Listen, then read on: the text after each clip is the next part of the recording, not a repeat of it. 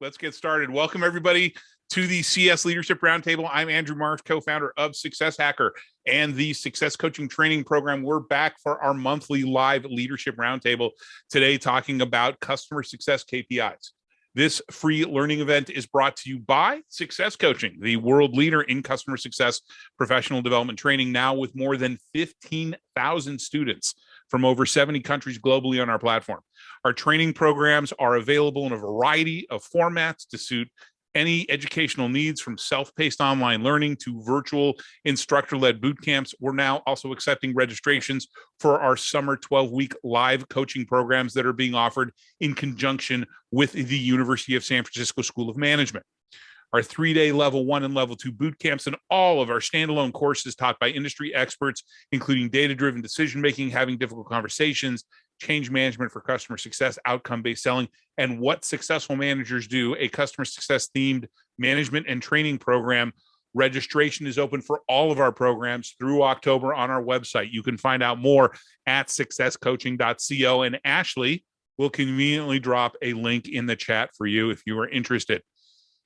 For those of you who haven't participated in one of these events before, this is a live and unscripted discussion where we dig into a single topic relevant to customer success leaders. Regardless of the company that you work for, the scope of your role, or the sizes of the customers that your team deals with, we aim to pick topics that are going to be practical and useful to you. The schedule for our upcoming CS Leadership Roundtable events can also be found at successcoaching.co under the Events tab. A few housekeeping items before we get started. This webinar is recorded and we'll be posting a replay along with a transcript on our website early next week, typically Monday or Tuesday. Also, we will be taking questions during the second half of this webinar, so please use the Q&A button found at the bottom of your screen to ask or upvote a question. Please make sure to keep any commentary, though, to the chat window. So questions, Q&A, comments, chat. Now, there's a lot of thought leadership out there, along with a lot of theories about how to deliver customer success. In this series, we focus on practical, real-world advice, best practices, techniques, and shared experiences from those that are practicing and leading customer success teams on a daily basis. And to do that, we invite 3 panelists to join me for a roundtable discussion. These are people who are great at their craft, and we ask them to share their experiences and their perspectives. So without further ado, I'd like our panelists to introduce themselves to you all, talk a bit about who they are and what they do. As usual, in alphabetical order, let's start with Kaveh. Awesome. Thank you, Andrew. So as Andrew said, my name's Kaveh. I'm the customer success lead here at Evolution, which is currently the industry leader for the Gartner Magic Quadrant for the 5th year in a row in the EA tool market, thanks to our tool Abacus. I started 2 years ago as a customer success manager with honestly no previous experience in CS. My background was in project management, but I decided to make the switch because seemed like a perfect opportunity for me to take the next step in my career with a great organization. So at the time I started, customer success was just being introduced as a department really across all of the EA industry, and our team at Evolution was starting to really grow. So since joining, I've done everything I can to develop go-to expertise in the field. And simultaneously, the department at Evolution has constantly been evolving in these last couple of years. And I'm really happy to say that I've played a role in this process. And it's just awesome to see the growth of the company. It's provided me tremendous experience through trial by fire, which has a measurable, intangible value. And I think I'm still learning every day. So I'm also looking forward to learning from the other panelists throughout this discussion, and maybe anybody who asks any questions as well. Awesome. Thanks, Kaveh. And, you know, I love the transition from project management to customer success. There's a lot of project management going on in customer success. So those skills are going to transfer, or have likely transferred over really well. And we see a lot of people coming from, into customer success from the more traditional client services, professional services types of roles. So even though you've been doing it for just a couple of years, welcome to the light side. Thank you. I appreciate it. I'm glad to be here, Andrew. Awesome. Now on to Krista.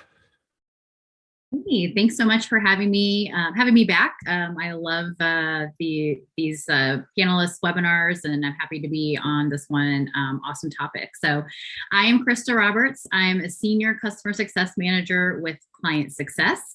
Client Success, for those of you that do not know, we are a customer success management platform. So we help customer success teams operationalize process, drive efficiencies, and mitigate risk for their clients.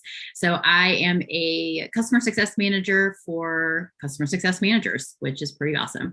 I have been with Client Success for a little over a year in this role, and it's really given me the opportunity to take my previous customer success experience from everything from individual contributor all the way up to a director of a customer success team with another organization, where I have, spun up and led teams doing the same thing that my clients are doing every day.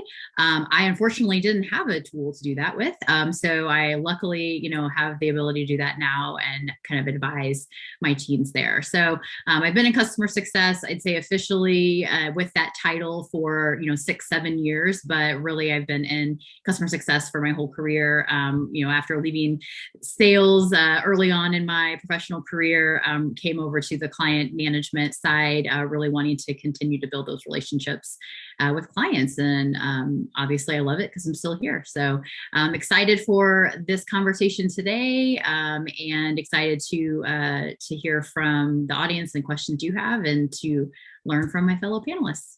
Awesome. Thanks, Krista. We definitely appreciate you coming back and joining us again. And I love that statement. You have been in customer success your entire career. If you've been into customer facing roles, so you've been in, as a project manager, customer success should be, right at the top of the list of one of your objectives. I've got to help my customer get what they want out of this solution. So, and of course we have known and have been friends with many of the people over at Client Success for many years. I consider Dave one of my friends, and your boss Christy. So it's great to have you, and it's great to have you all as a partner. And we're looking forward to the CS 100 coming up here in September. We're going to be a platinum sponsor again, so we love that event. It's a lot of fun. So it'll be good to actually see you in person in a few months here. Absolutely. Yeah, I'm looking forward to it as well. Awesome. And last but not least, Patrice. Hi, everybody. Patrice Sawchuk. I am the Director of Customer Success at ServiceNow. For those of you who are not familiar with ServiceNow, we are a workflow software. Our tagline is, "We make the world of work better for people." So we take any business process and we workflow it with our technology, employee workflows, customer workflows, IT workflows.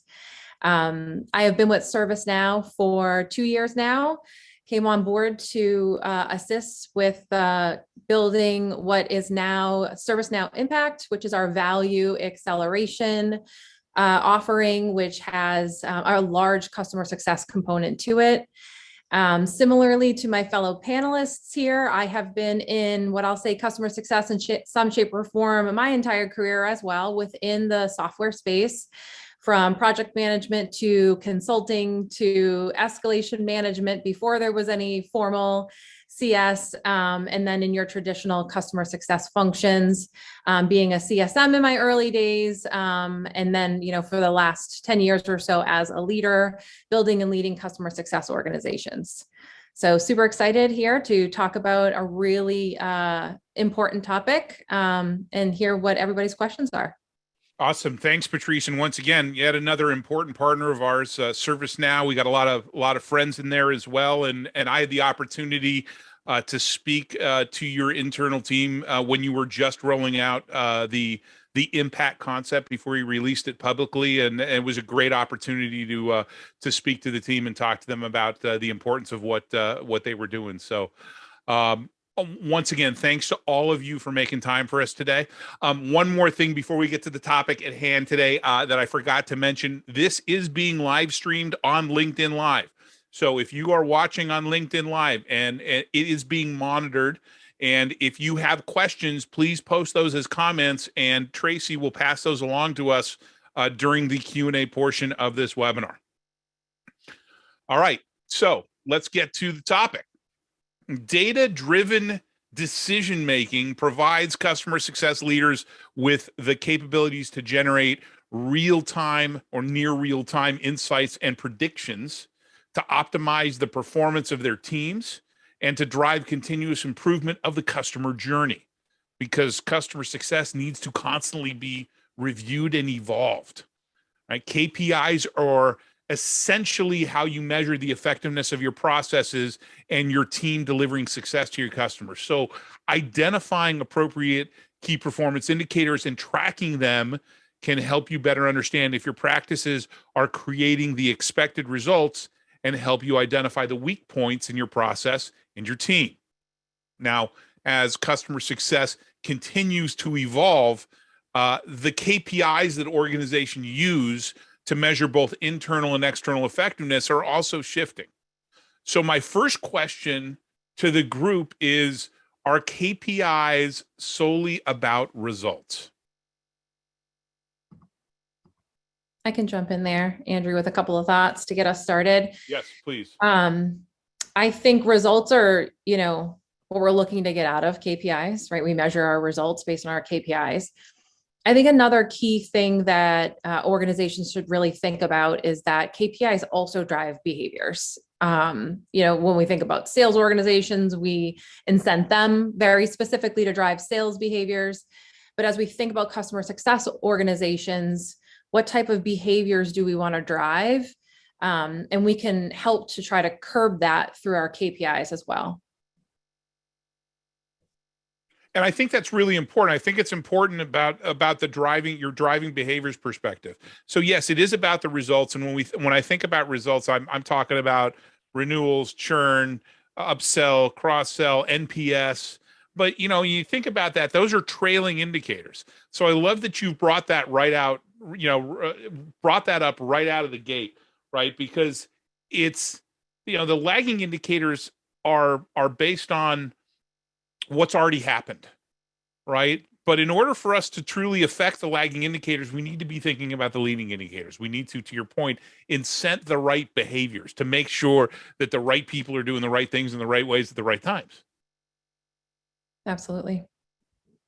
Yeah, and just to jump in on that, I agree with that. Like KPIs are a lot about outcomes, but kind of like Patrice said, it's a little bit of a double-edged sword, because at the same time, the outcome might not always tell the full story. Kind of to your point, Andrew, you want to see why you're getting that certain outcome, and then if you can kind of change that, maybe you can manipulate the outcome. It also really depends on what KPI you're specifically talking about, in my opinion, because sure, there's some that are pretty purely about results and outcome. Like it might just be a quantitative KPI or something like that.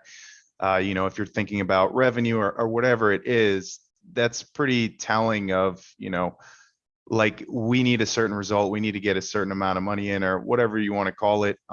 There's not too many ways to interpret that, in my opinion. Sure, you could look at it a few different ways, but it really depends on the KPI. So I'd take it case by case.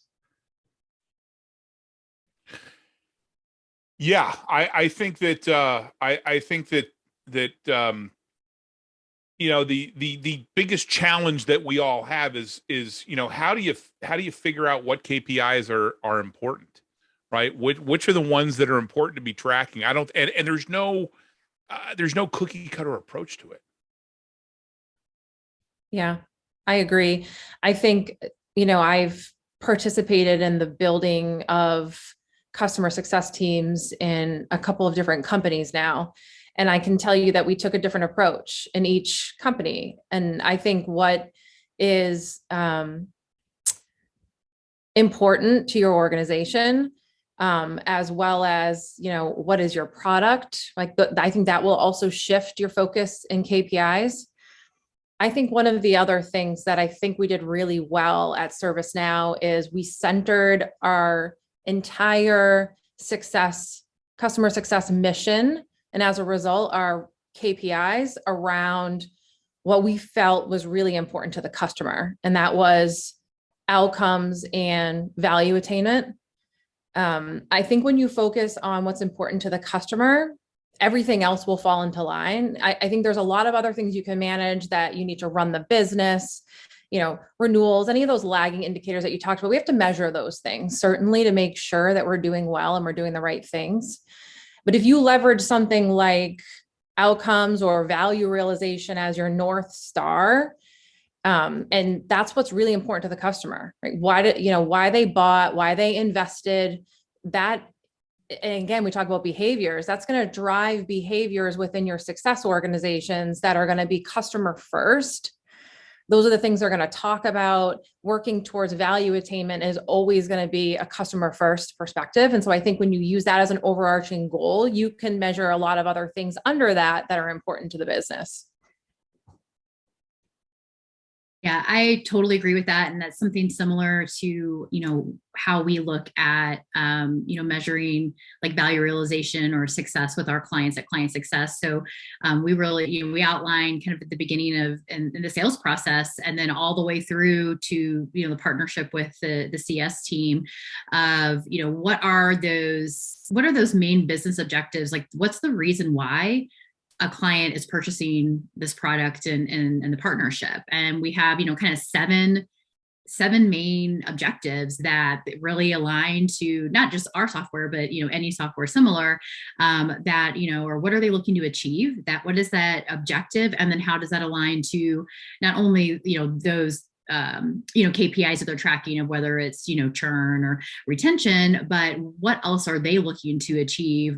What are those objectives and how are they looking to achieve value? And then you kind of align it to the product and how we can help them to achieve those results. And, as we're working with our clients, if we're not trending towards those objectives, or we're not seeing results and the client's not seeing that value, then we know that we're not going to hit our target KPIs of retaining that client or growing the account, because we're not able to prove that value. And so I think having it really aligned to, why the partnership is there in the first place, what does the client want to get out of this?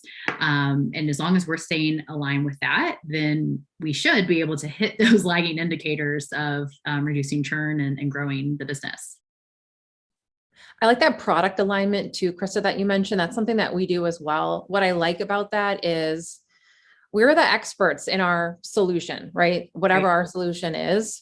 If we can go to the customer and say, hey, Mr. Customer, I'm sure they have a ton of objectives that are important to them, and we need to capture those because those are going to be what's really meaningful to them on the other side. But if we can say customers of, your size, flavor, kind of however, we might align them. These are other things that are really important to customers that purchase our product and why.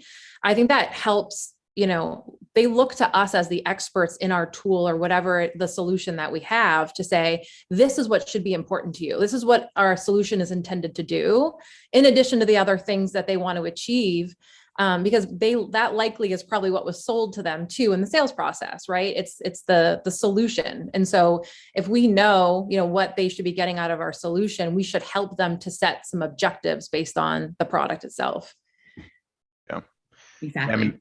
I just kind of emphasize what both of you said. It's all about bringing value to the customer. Like, that's the most effective way to, speaking in terms of customer facing KPIs, the only real way you can set effective ones is if you're taking into account, like you both said, why the customer even bought your product or solution or whatever, and then trying to help them attain that value that they're looking for. I mean, that's what customer success is.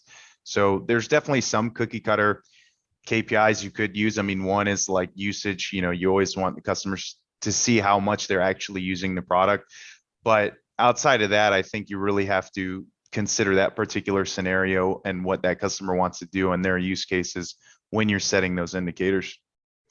So are you suggesting that you're going to have different KPIs for different customers, or are you going to fit their their definition of success into your existing set of KPIs? Well, I could tell you how I like to do it, and what I would suggest is to really be flexible with those KPIs and tailor it to your customer, because without the customer, there is no customer success. And the whole goal is to bring them value. So you should be really flexible, set KPIs that make the most sense for what that customer wants to do? I think it's a combination of both, right? Like I think as a successful organization, we're going to have some set KPIs that we think are meaningful to the business, drive the right behaviors. But I think then when we talk about measuring things that are important to the customer, that's always going to be unique to the customer based on what's important to their business. How mature are they? If you're a product, like how mature are they in your product? Have they just purchased it? Do they have time to mature? I think what they're going to be looking to do is going to be a little bit different. I think it's important that we don't force self-serving KPIs on customers. And so I think there's a balance, like, to measure things, it can't always be highly custom. It'll be very difficult for us to measure because why track KPI if you can't measure the results on the other side? So we have to have a mechanism. If we customize those KPIs or those things that we define for our customers, we have to be able to measure it. I like that. Don't force self-serving KPIs on our customers. It's like the reminder that it's about them. It's not about us. Yeah. Like right? Account expansion and sales and that type of stuff, right? Like, sure, we want our customers to buy more and grow, but that's not what the customer is looking for to get out of us. So you touched on the data, right? So what do you do when you need a particular set of data and you don't have access to it?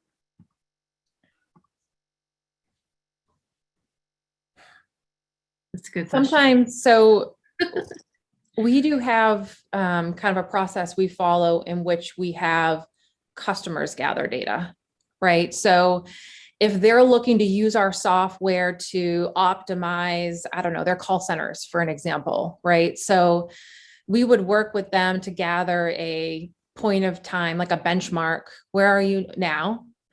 And then we will, set a target. Where do we want to get to? And then we want to measure, obviously, an improvement if that's their goal, right? Of something, whatever that is. Sometimes some of those things are measured on the client side. And so we could leverage, if there's client data, we can use that to measure it. I think you should be very careful to set objectives or KPIs that you can't measure just in general otherwise.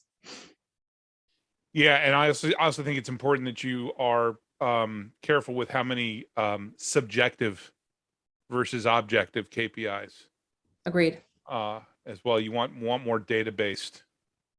I mean, it's data-driven decision making. I was just going to say, you're feeling-driven decision making, right? So what about the frequency of reviewing your KPIs, right? So we go ahead and we decide, okay, here's a set of KPIs that we're going to measure. We'll put a stake in the ground. But as I mentioned in the lead-in, as customer success evolves in your organization, as your product evolves, as your customer base evolves, you also your processes need to evolve, and also your KPIs need to evolve. So how do you how often in your experience would you be reviewing your KPIs and reassessing? Yeah. I'll jump in here. So, I think when we're looking at, our business KPIs of, what we're obviously wanting to achieve, whether it's, retention, growth, things of that nature, for, traditionally in customer success, that's kind of set, at the beginning of, for the year, and then maybe reevaluated quarterly, depending on where we are growth wise and sales. And, so we might have to adjust that target a little bit. But I think that, for at least what, we're looking at a lot of things that we're really, those lagging indicators, I think you can't fluctuate too much. You can't adjust them every month. You kind of really have to look at it kind of quarterly.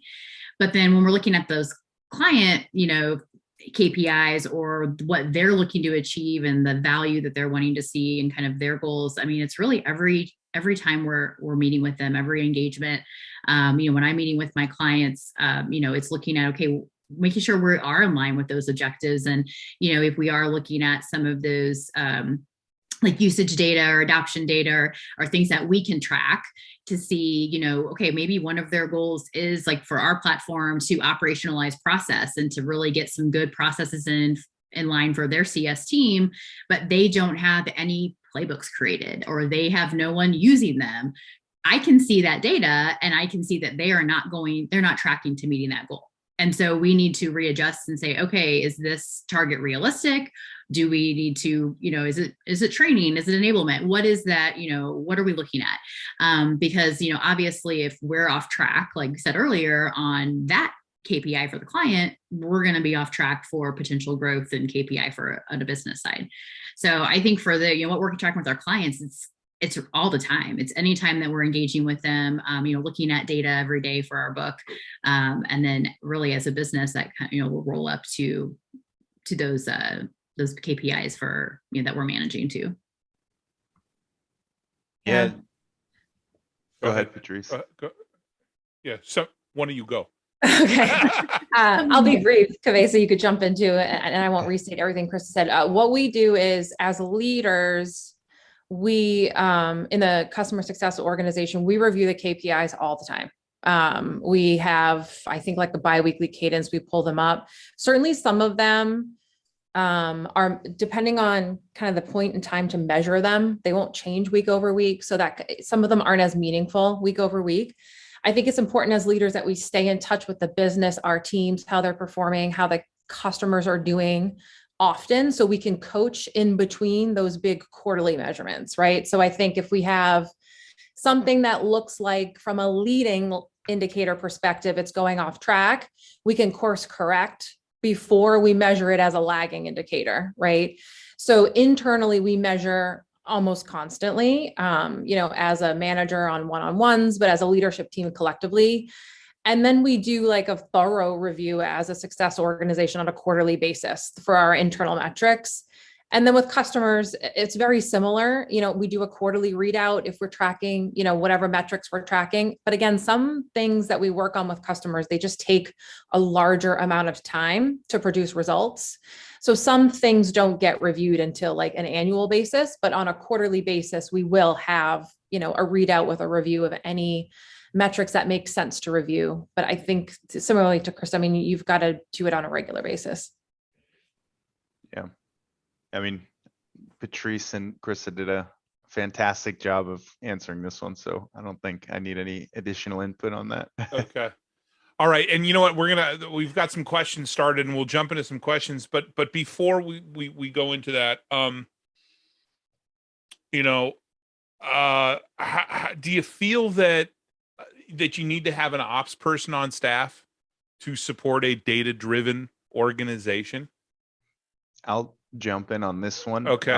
Just to start it off, of course, but I think it's definitely very beneficial to have an ops person on staff. And if you don't, then that same work is most likely being done by other members of the team.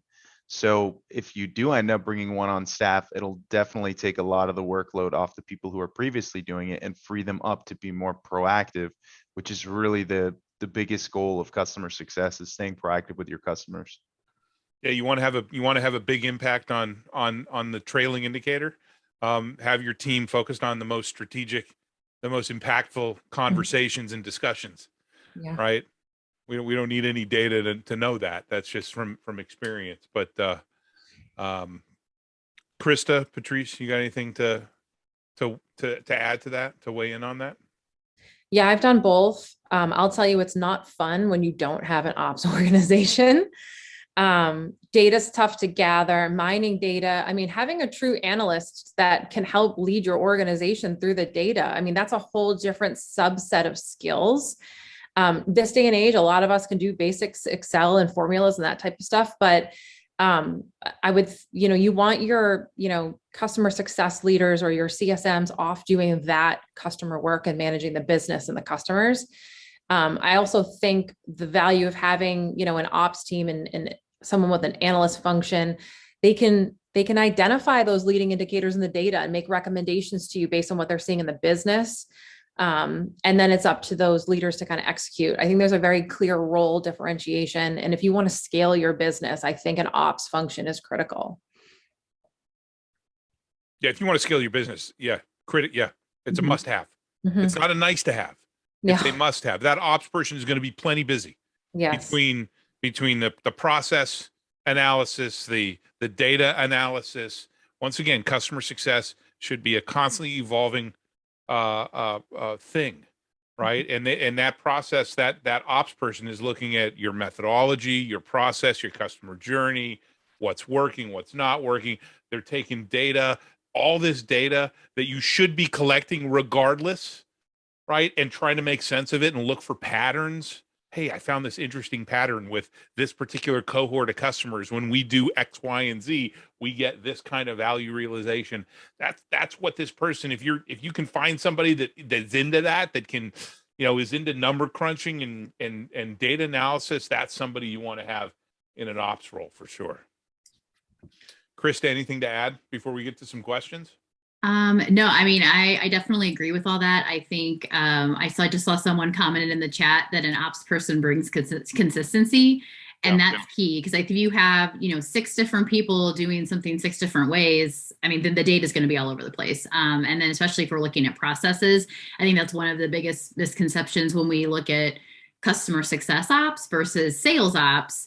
Sales ops is also working on processes, but I think those roles are very different. And I think a CS ops individual is going to really be looking at how can we enhance these processes based on the data, customer journey, all the things that you mentioned, Andrew, versus just looking at leads and lead generation percentage and timed, it's different. It's a totally different skill set than a sales ops. And I think that's key. And definitely for companies that are growing and need to scale, 100% you need someone. Totally different. Sales ops is working on, they're using a process that is really relatively static. It's not going to change a whole lot, right? There is a pipeline and we go through, we do this and then we do, and there's all these stages. Yep. Customer success, we need to be prescriptive yet flexible. We need to adjust based off of, hey, this new feature in our platform, this new vertical that we're going after, this new set of users, and we need to be able to go down to the individual user level sometimes.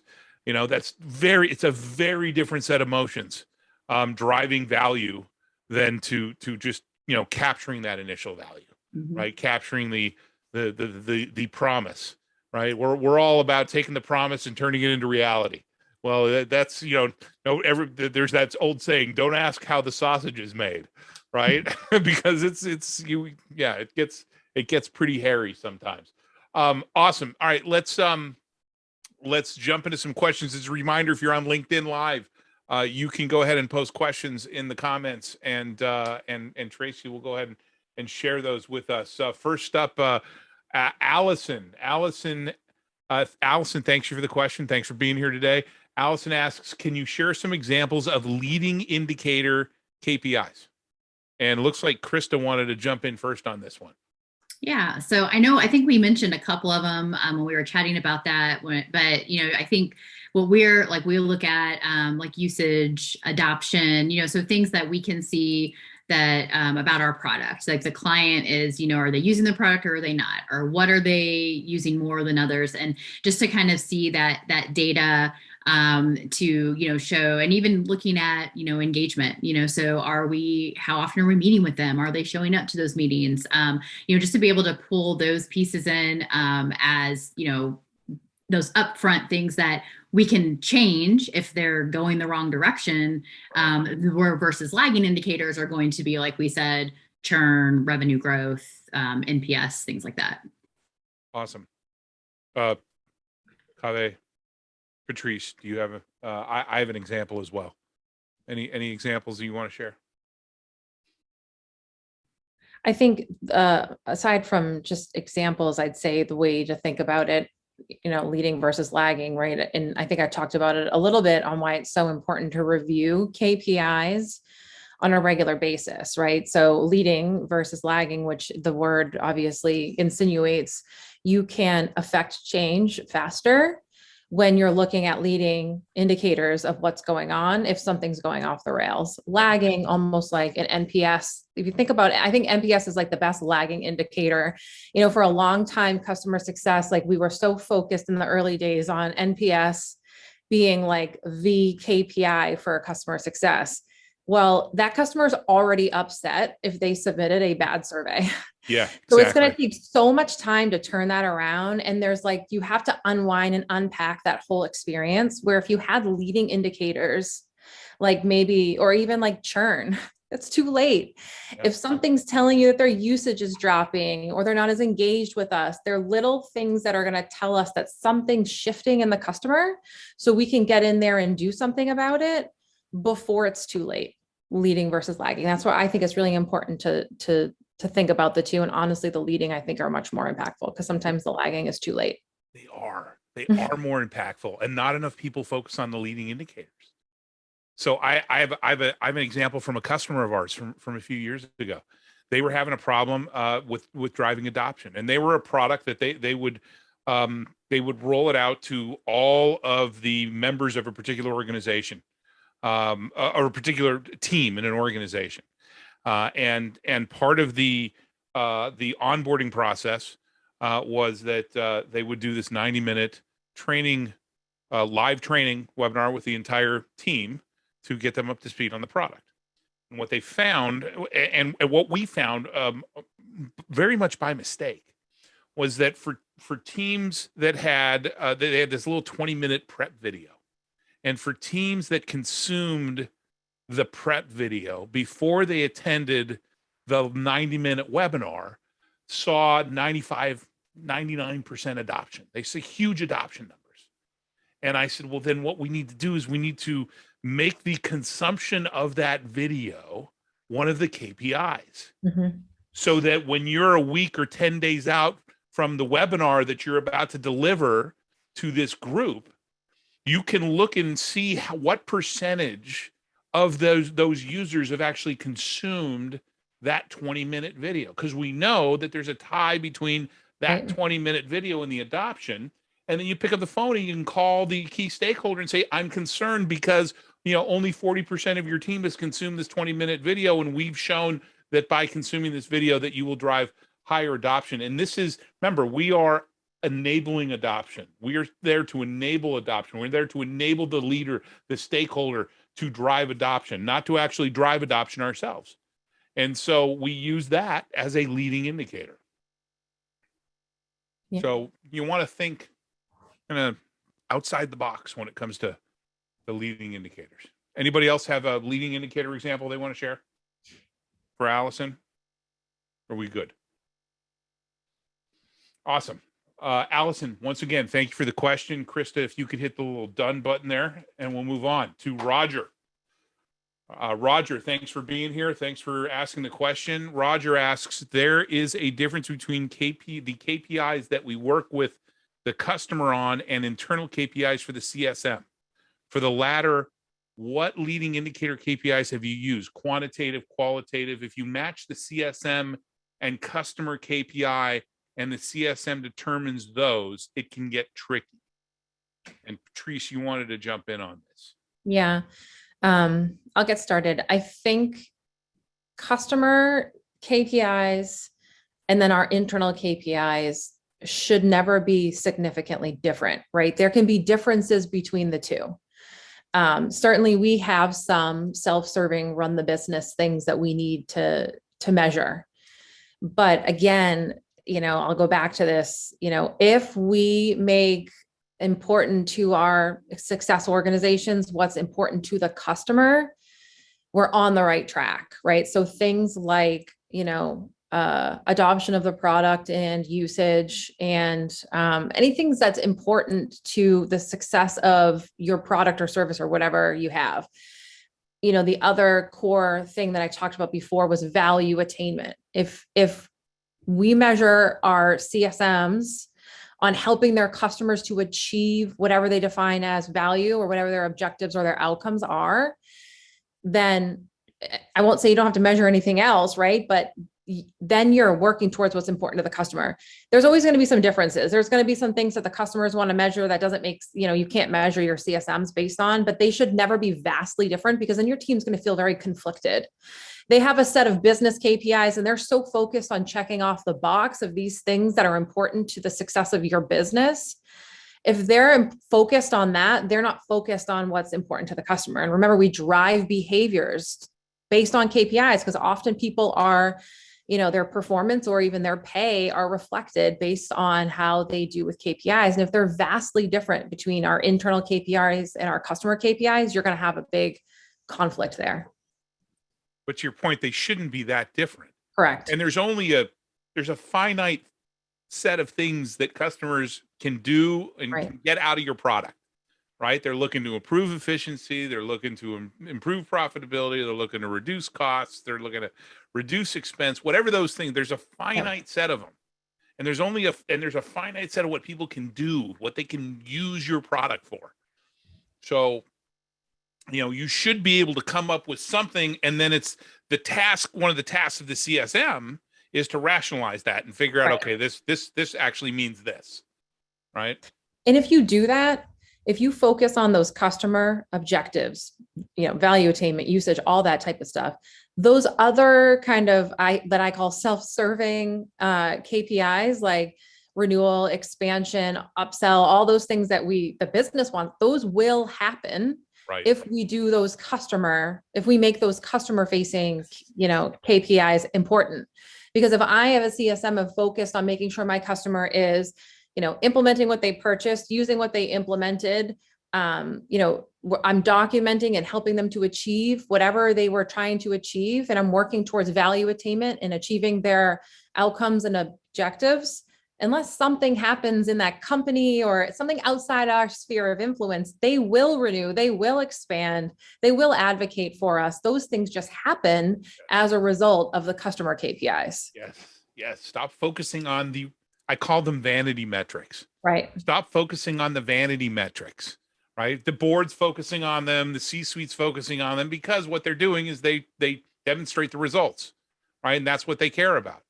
We should be focused on making sure that the right people are doing the right things in the right ways at the right times. That's where that's where the focus needs to be. Yeah, and excuse me, just kind of to drive home Patrice's point, like has been mentioned a bunch of times. I mean, the customer's looking to gain value out of your tool, and then you as a CSM, your job is to help them attain that value. So just in the nature of kind of that statement itself, those KPIs, like Patrice said, shouldn't be that different, because both of your goal is to attain value pretty much. So exactly. Awesome. Anybody else have anything to add to Roger's question? Are we good? Patrice, if you could hit the done button for me. Our next question comes from Chinello. Chinello asks, what is the best way to measure qualitative KPIs? I mean, quantitative is numbers-based. Qualitative is more interpretation, feelings. I mean, from my, you don't want to have too many qualitative KPIs from my experience. But I think it's that gut feel type of thing. And I did it, what I would do is implement something as simple as a pull down list on a customer record in whatever customer success system we were using. How do you feel about this customer? What's our relationship? It was like they were typically relationship. What's your gut feel type of thing? Yeah, like surveys. We have, I think a lot of customer success organizations have like a customer sentiment kind of score. Right. You can try to data drive that. You can't take the human out of this customer is at risk or they feel yellow. And this is why, like, that's, it's the feeling, it's the sentiment that the CSM has just based on working with that customer. Right. Or like surveying, like getting a satisfaction score from a customer. Yeah, but the satisfaction score is still, there's still some a quantitative element of that, because we're assigning, they're just, it's a number line and they're assigning a satisfaction. I think once again, you can't overdo you don't have too many qualitative KPIs, because there's always going to be situations where you're going to have what I refer to as watermelon accounts, right? That are green on the outside, red on the inside. And the only way that you know that they're red on the inside is if you're sitting with them in their office and hearing what they're talking about. So Yeah. there's always going to be the watermelon accounts out there, and there's nothing that you can do about that. Really isn't. But I just would caution you, Chinella, to don't put too much focus on the qualitative KPIs. They're okay to have as kind of the gut check. But we want to be data driven in our decision making. Exactly. But to your point, there is a human element. There always will be when we're dealing with humans here, right? Humans and humans, right? So, and you're gonna get a feeling if you are doing what you're supposed to be doing and connecting with your customers, more likely than not, they're gonna tell you, okay, I'm not happy. They will. They will. Yes, exactly.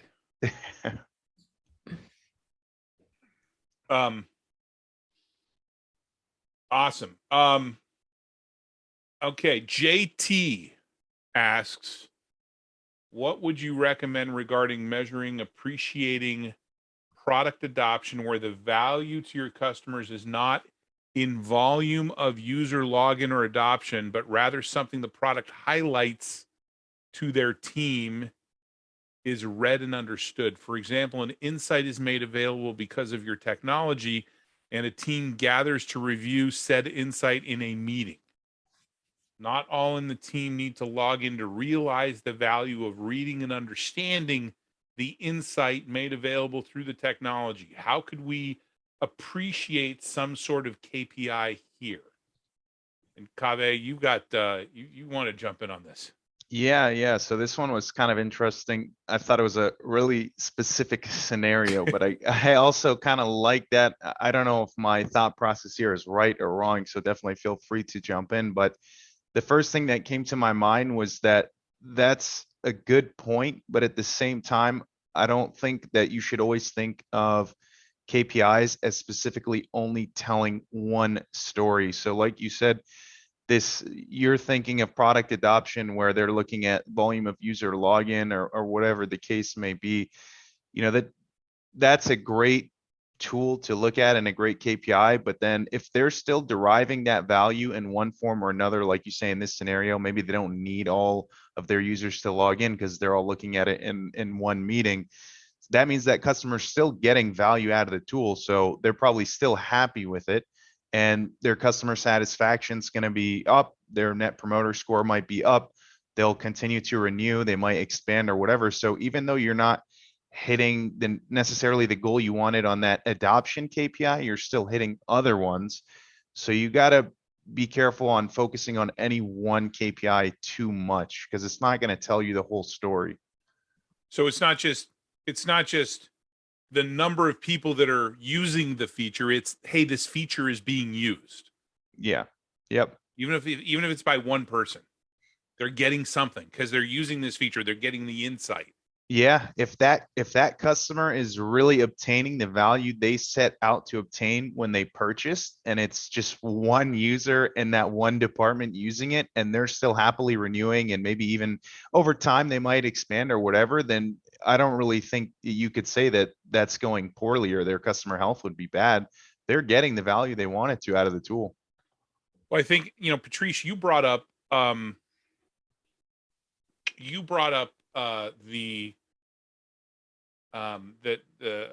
what was it that you were saying about the value that comes from the end user. God, I'm losing my. I lost Value realized. Yeah, no, the value realized, but I lost my train of thought. Did you have something to add, by the way? I was going to jump in while that's okay, while you think through it. One of the things that I was going to mention, and Krista may want to jump in here too, because this is kind of her area of expertise. I think, JT,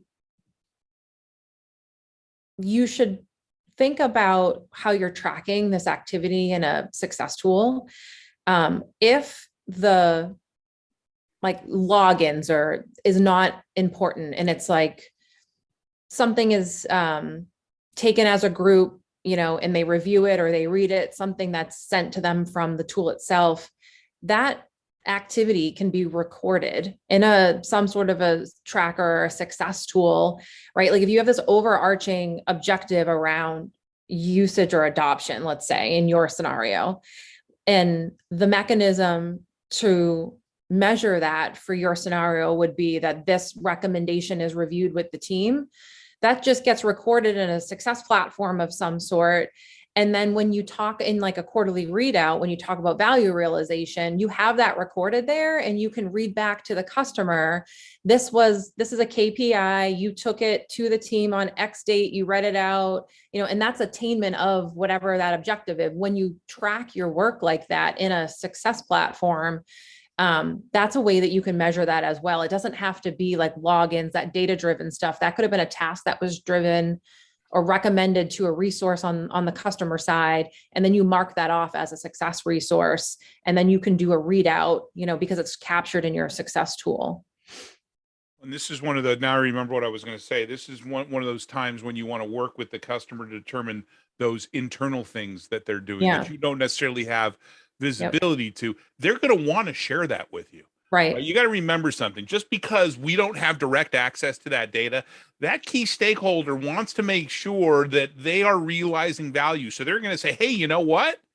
I got value from that insight that you shared with our team. Even though it was one person, I got value. So if you take that approach when you are sitting down with your customer and figuring out, okay, your desired outcomes, value realization, here's how we're going to measure that. And you say, hey, every time you discover something, you discover an insight that's meaningful, you let your CSM know, then you go ahead, to your point, Patrice, you capture it and you put it into a CSA, a customer success automation system. There you go. There's how you measure it. Yep. Yeah. I knew I'd get back to that. Krista, anything to add? I was just going to say, and I think it's actually, I think it might've been a question, maybe Megan might've asked about like capturing data and how you link it to your KPIs is recorded somewhere. I mean, that's exactly like, you have it documented. So, what are we looking to track, whether it's something that we can track in our tool or it's clients tracking it somewhere else. What are those KPIs, and document it, log it. And then if it's something we have access to, then obviously we can grab it and regularly update that success plan or goal or whatever we're tracking. But if it's something the client needs to provide us, like, okay, where are you tracking on, your retention for the year? They tell you, if it's not something you can see, and then you document it. So I think it's the place where you track it is a tool like client success or something other, just plug in that there. Gotta throw that out there. But where you would be able to, have it documented, tracked, and then, obviously be able to share it with your client too, if you have that mechanism. Yeah, but the thing I want you to remember is just because we don't have access to the data, through some system that we have as the vendor, doesn't mean that we can't get that information from the customer. All we got to do is ask. Right. And they want to provide you that information. Yep. They do. The key stakeholder has gone out on the limb and said, I want to bring this vendor in to solve this problem. They have a vested interest in making sure that all of those wins they're getting from your product that are being reported back to you. Right. Because what also happens is, oftentimes they have stakeholders above them, right? That they need to prove the value of the investment. And if you work that into your quarterly or your annual readouts, right, that is ammo for them to go back to their stakeholders and say, we did this amount of whatever this month, right? We attained this value. This is the ROI on this side. If we can capture that for the customer, oftentimes that's very valuable for them to bring back to their leaders. Very much so. And take it even a step further, either connect the dots for them. And we actually have a new module on this as well. Either connect the dots with them directly or indirectly to overall corporate objectives. Mhm. So if you're dealing with somebody in the C-suite, being able to say, hey, C-suite executive, here's where what we do is playing a role in you hitting your objective, which is tied to this overarching corporate objective. Exactly. Incredibly strong. That You are helping them and you're helping yourself. You become incredibly sticky. you want to talk about getting renewal if you can do Yes. that. Exactly. Every opportunity that you have to tie what you do to an overall corporate objective is gold. It is absolutely, you want to talk about affecting your lagging indicator of renewal, of expansion, do that, right? Do that and make your stakeholders look like the smartest people in the room for bringing you in. Yep. Yep. I always say I tell my clients, I'm like, I want to make you look good. Like, who's your boss? Yeah. Let's invite them to our calls. Let's make sure that you look good to them and to their boss. I love that, Krista. That was the secret to my success and all my years of doing this. I called it playing the ego card. Yes. I am not here to make myself look good. I'm here to make you look good. Yes. Right. Because we all know if the client looks good and they renew, then we're going to look good. We're the heroes, right? Exactly. I'm fine being in the shadows. Yes. I want you to be the star. And as their star rises, you're going to be pulled right along with them. And even if their star rises out to another company, you're going to be pulled right along with them. Every time a senior executive that you've made their star rise has moved on to a different company, you've just created a very warm prospect. Yes. You know? Awesome. Kaveh, if you could hit the done button on JT. I realize we're getting towards the top of the hour. By the way, just a reminder, we do go 15 minutes past the hour. So if you can stick around, we're going to continue to answer questions. If you have to leave at the top of the hour, we will have this recording posted, as I mentioned, early next week on the website, so you can watch what you missed. Let's see. Christine asks, what kind of tasks do the ops people perform for the CS team? Patrice, you wanted to jump in here on this? Yeah, I'll start that one off. Again, I've seen it done a couple of different ways.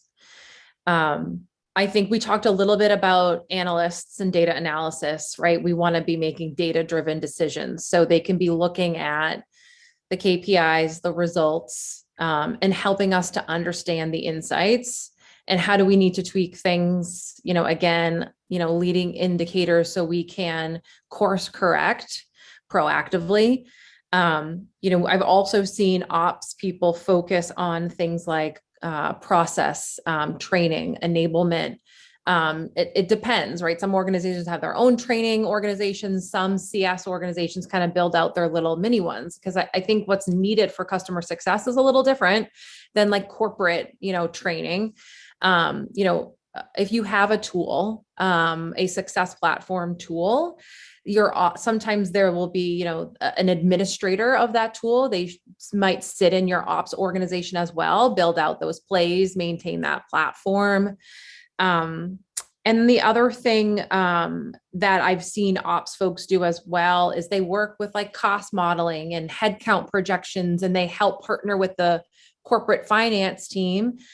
Because, right, we need to justify success organizations based on the ROI they're going to bring to the organization. And they can usually make a really good business case based on the financials. So we can get headcount. We know we want more CSMs, more resources, and those ops people, if they have that analyst skill set, can help us make that business justification. So those are just kind of some key things that I've seen work well in ops organizations. So an analyst, data analysis, process manager, I actually wrote that down before you said it, a very, very important piece. And also somebody who's constantly reviewing, evolving the customer journey, training and enablement, whether they are coordinating it, they're acting as the key, if you have a training organization, they're acting as the key contact to just coordinate it.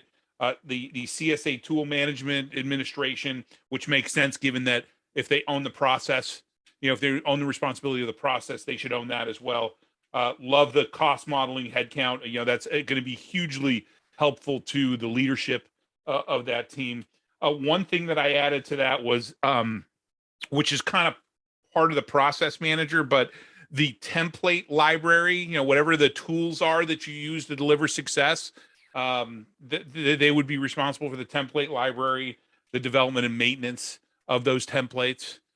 Anything else, Krista, Kaveh, that I missed?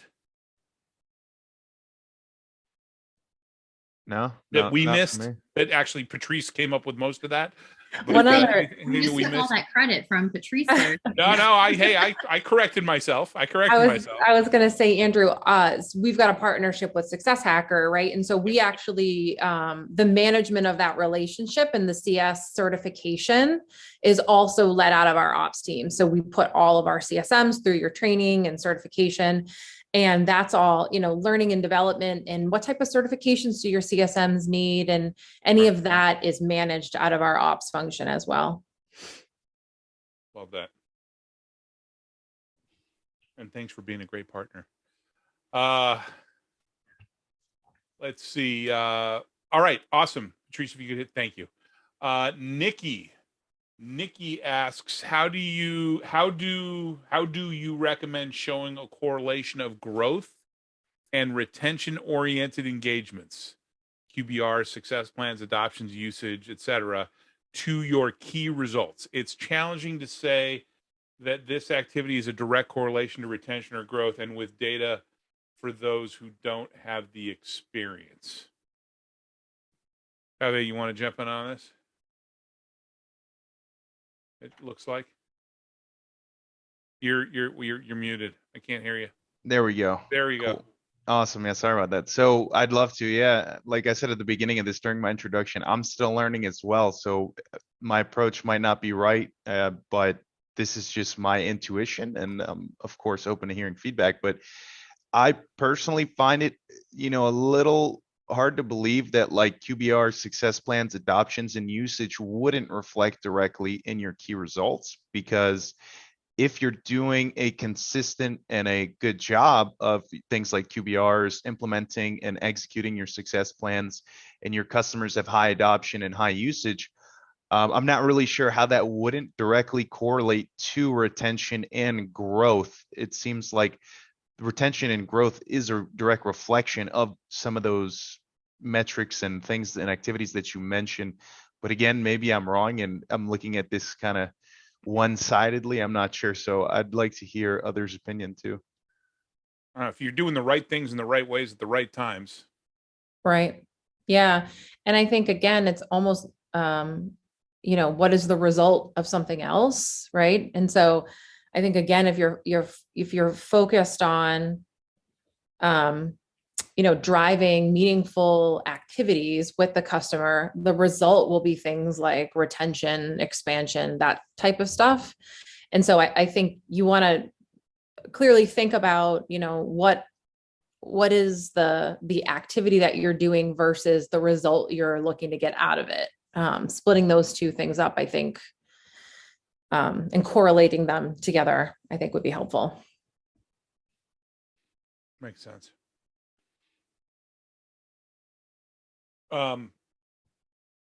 Awesome. Thanks, Nikki, for the question.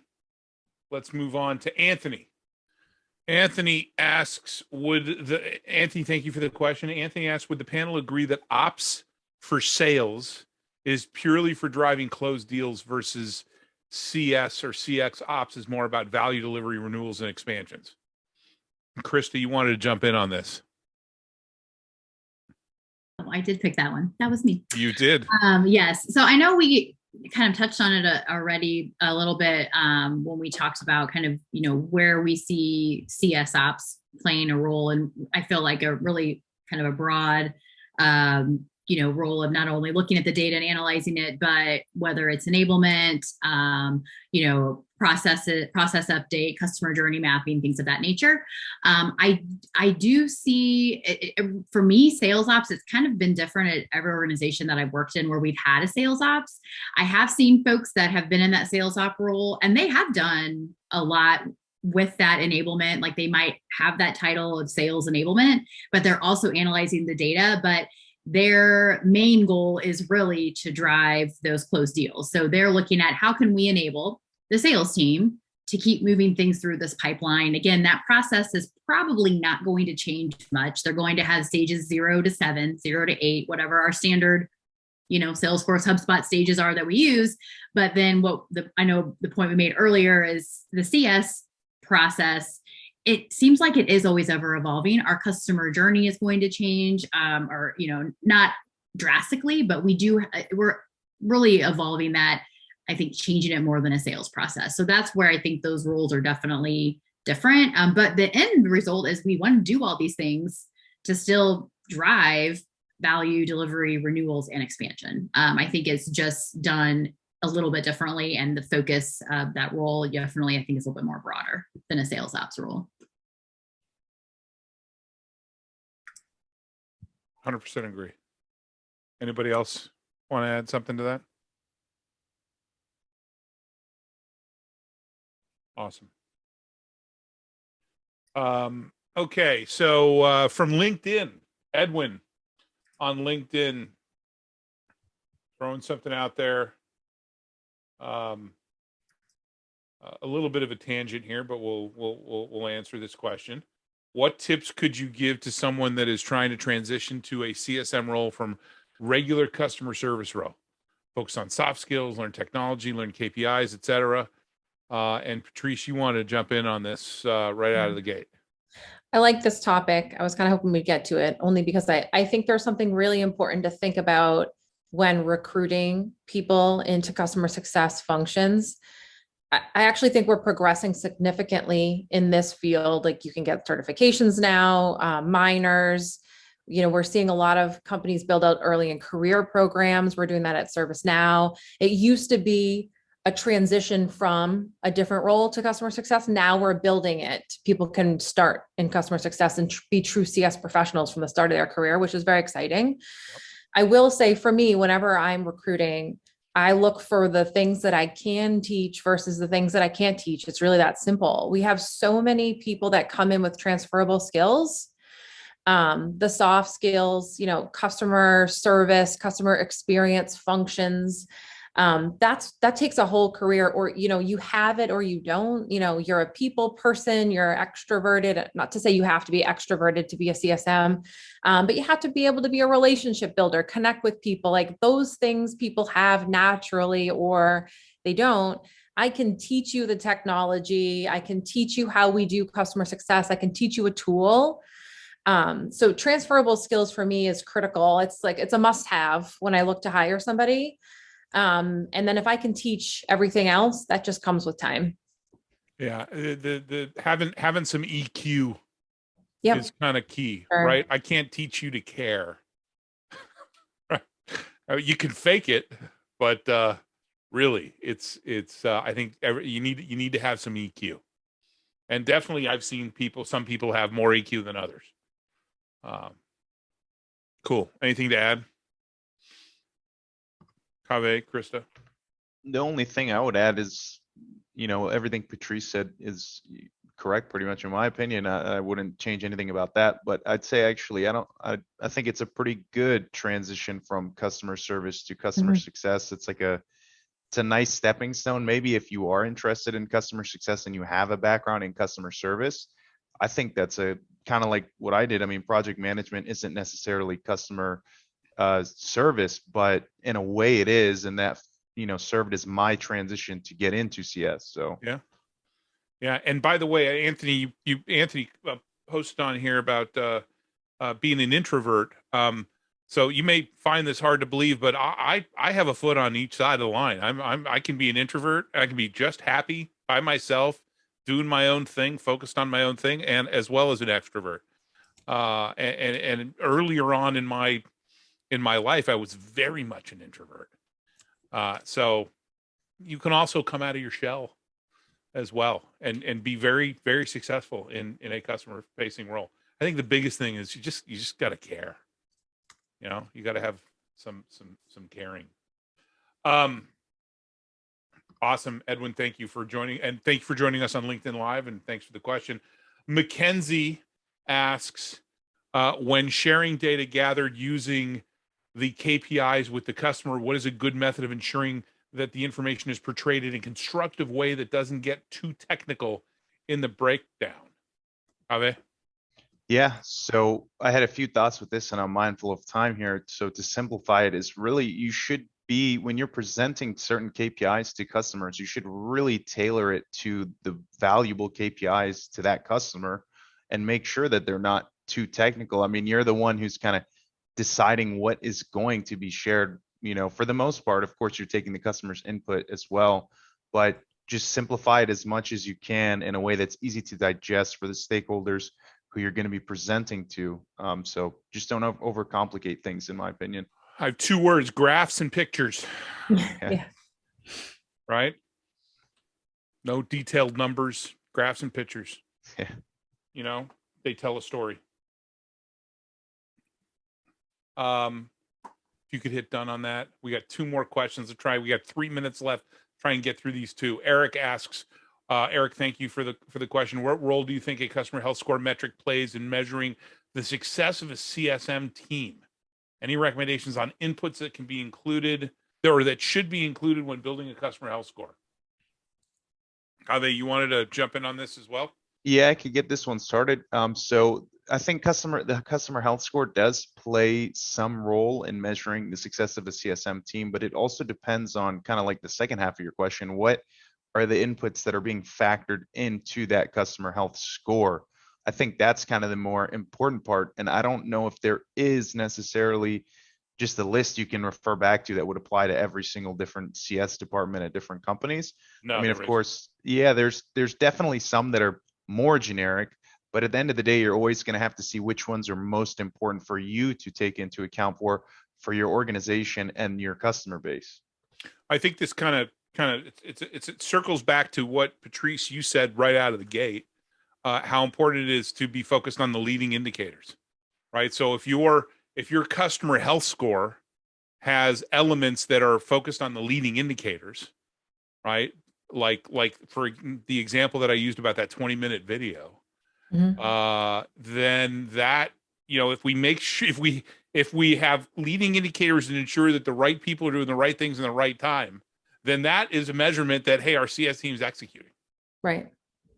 Yeah, I think we absolutely have to measure customer health. And again, it's kind of similar to driving behaviors, right? Like there often are actions that the customer has to take to improve their health, depending on what we're talking about when we talk about customer health. Yep. And we don't always have direct influence over that, right? But we need to be influencers. And if we're not talking to the customer about things that's going to drive them to more positive health score, then we're not going to see like a rise in the customer health, right? So it's influencing that behavior based on those KPIs that we measure. If we don't measure customer health, then we're not driving our CSMs to focus in that area. Yeah, for sure. And I mentioned this when we were getting started. There is a great great TED Talk. So kind of in conjunction with that, Patrice, there's a great TED Talk that I watched yesterday by a guy by the name of Daniel Pink, who talks about the intrinsic motivators as well, right? The extrinsic motivators are very much about, those KPIs and the salary and the bonuses that you get. But I don't want people to gloss over the intrinsic motivators as well. And I think Daniel, I just dropped it into chat. I think Daniel makes a good case based on a lot of study. That intrinsic motivators are super important, especially these days. With the Great Resignation, a lot of people kind of reassessing what they're doing and trying to do something more meaningful with their with their time, with their work. And customer success is a natural draw for that, right? Because we're about helping people achieve something. We're about helping people hit their desired outcomes, improving things. And it's one of the reasons why I freaking love what I do, and I love what we've built to support the customer success community. And we're now at the end of our webinar for this month, our CSL webinar for this month. I think it went well, but it's not what I think; it's what all of you think. So please let us know by posting your feedback on LinkedIn and tagging me, Success Hacker, Success Coaching, or any one of my guests who I want to thank. A great panel for spending time with us today, as well as our prep call earlier this week. We very much appreciate you making time in your schedule to provide us with the insights and the best practices that you shared. One final note, great CS leaders know that they don't have all the answers, but they know where to get them. That's why we created this CS Leadership Roundtable to harness the knowledge and experience of the community to help everyone improve. So we hope you got something out of this discussion. We'll see you at our next event on June 15th, when we'll be talking about working with customer experience with my guests, Disha Gosalia from Freshworks, Megan Macaluso from Conversant, and Steve Bernstein from the Waypoint Group. Check out successcoaching.co to find out more and sign up. Until we see you again, have a great rest of your day, week, and month. Stay safe and stay healthy, everyone.